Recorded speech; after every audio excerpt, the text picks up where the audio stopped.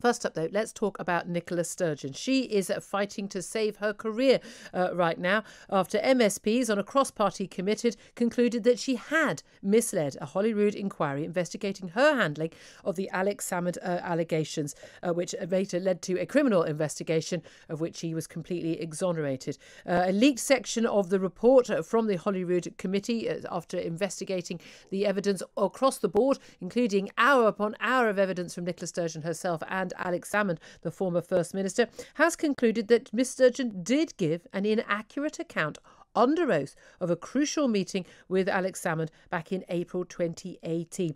They have concluded that she committed a potential breach of the ministerial code. They did, though, stop short of saying she did that knowingly, the normal threshold for resignation. So will she survive this? Well, let's talk to David Davis. He's a Conservative MP. He's also former Brexit Secretary. And earlier in this week, he used parliamentary privilege in Westminster to reveal some more details about this inquiry. Good morning to you, David.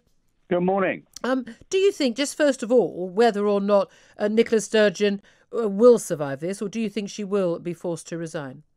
It depends a bit on, just in practical terms, it depends a bit on the finding of the ex-Director of Public Prosecutions of the Irish state of Ireland, who is doing another investigation. This is James Hamilton. He's the former Director of Public Prosecutions in Ireland. He's got another independent report due to be published within days, possibly even as early as today. That's right. And if that finds she's misled Parliament or she's broken the code, then I think the skids are under her.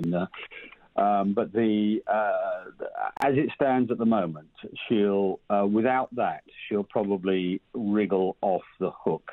And the issue here is whether it was deliberate or not.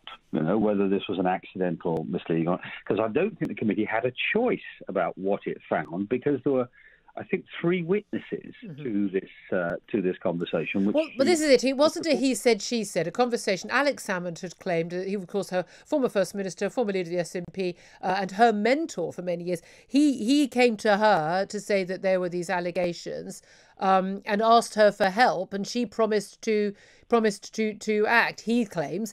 She says she didn't. But there were 3 witnesses, at least one of whom we say is 100% independent, a civil servant, who corroborated his version of events rather than hers. That's right. That's exactly right. And so, the committee would have had some difficulty in ignoring, a sort of 3-to-1 difference of view.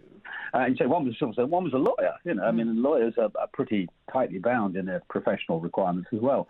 So it was hard for them to avoid it. So the question then becomes whether it was deliberate or not. Now, what's interesting is her reaction to this, because she has just literally said they're wrong, and in other words, she's effectively restating what she said before. She's saying I was right.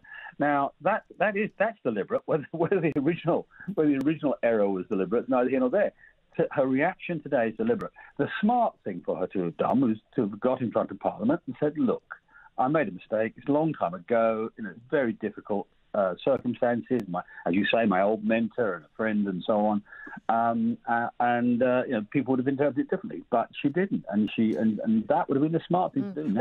But she's indicated that she won't resign, and instead argued that it's up to the Scottish people to give their verdict. And given that we have got those parliamentary elections in Scotland as soon as the 6th of May, we've only got one more week of the Scottish Parliament sitting next week. She can say, well, look, I'll let the Scottish people decide. But that's, of course, where it just becomes a hugely partisan battle. I mean, to a certain extent, it's already just partisan, isn't it? She said last night her reaction to this committee was that the people who voted on this committee to say that she had potentially breached the ministerial code were all non-SNP. The 4 SNP MSPs on the committee voted to back Nicola Sturgeon. So she said, everyone's already made up their minds beforehand, and she's right, isn't she? In terms of the public, those who've said that they now want her to resign or don't believe what Nicola Sturgeon had to say are largely people who want, for instance, don't vote SNP or certainly don't want independence. So this is just going to be the dividing line. Well, what it means is it's going to be a significant issue in that election. I mean, you're right. To some extent, this is a polarisation around people, as it were, supporters and non-supporters of Nicola Sturgeon. But what's happened in the last week is that this row has started to have cut through with the public. You see, if we'd had this conversation a couple of weeks ago, even Scots listening would have been sort of not paying attention, But because it's very, very complicated, and their government line has been to really make things complicated and difficult and resist any information coming out whatsoever. But in the last week, people have suddenly thought, wait a minute, what's going on here? Has this lady been misusing her powers? Because she's incredibly powerful in Scotland. Has the Crown Office been misusing her? All of these things are now big politics in Edinburgh and Glasgow and the rest of Scotland. Well, you raised a lot of this when you spoke in Westminster earlier this week, where you used parliamentary privilege, which was available to you as an MP in Westminster, but not in the Scottish Parliament, to actually reveal some text messages that were sent between some senior figures in Scotland. And again, it's, as you say, it's a very complicated story. And a lot of those figures who are being talked about aren't people who, most people have heard of. It's much easier to have a view on a story like, did Dominic Cummings drive to Barnard Castle, isn't it? I mean, just one person, something, did someone not drive somewhere? That's a scandal that most of us can get to grips with, with one sentence. This involves sort of reading 4 or 5 pages of documents before you've got a clue what's going on.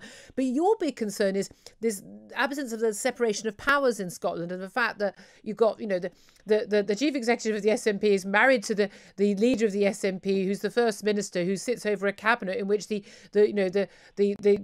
man heading the Crown Office, effectively the Crown Prosecution Service, is also a member of the cabinet, and there is just no separation of powers in Scotland, and that's the fault of the government that set that up. I think you might have voted for that government. No, I didn't vote for Gordon Brown's government, or indeed Tony. Okay, Blair. apologies. But no, it is the fault of that, and there's a real fundamental problem here, and that is that Holyrood as a parliament is very weak. It doesn't have the powers that the Westminster Parliament has. It can't summon people to account. I mean, I've just discovered in the last 24 hours that Nicola Sturgeon's chief of staff apparently refused to give evidence to the committee in person. She gave written evidence, but refused to turn up to answer questions. Well, if that's the case, what sort of parliament is this? What sort of select committee is this that can't summon people who are fundamental to an inquiry is carrying out to give evidence? Indeed.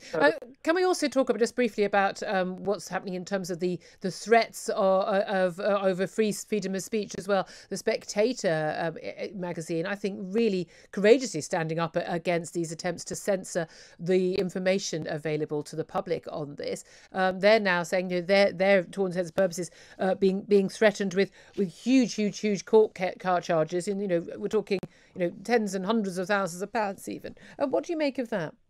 Well, I mean, this is part of the same problem. As you said, there's no separation of powers. People won't be necessarily familiar with that phrase. What that means is the man who's chief prosecutor in Scotland is in the cabinet.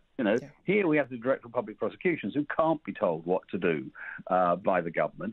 There they have the man actually in cabinet, and therefore he's subject to political pressures.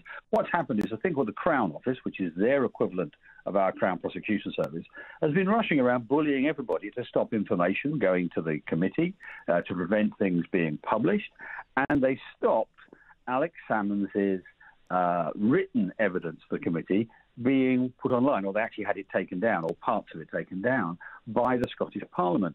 Well, the Spectator, as you say, quite courageously said, well, there's nothing wrong with this. It doesn't identify any complainants, which was the big issue. It doesn't do anything wrong, so we're going to put it online. And they did. They just redacted one paragraph to protect the name. Yeah.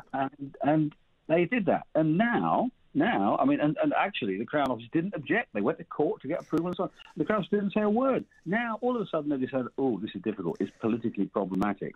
And they're leaning on them to, as you say, with big financial threats. It's very unhealthy. I think we'll have to summarise there. We'll have to leave it there. Time is against us. I'm not censoring you. I'm just running up against a clock.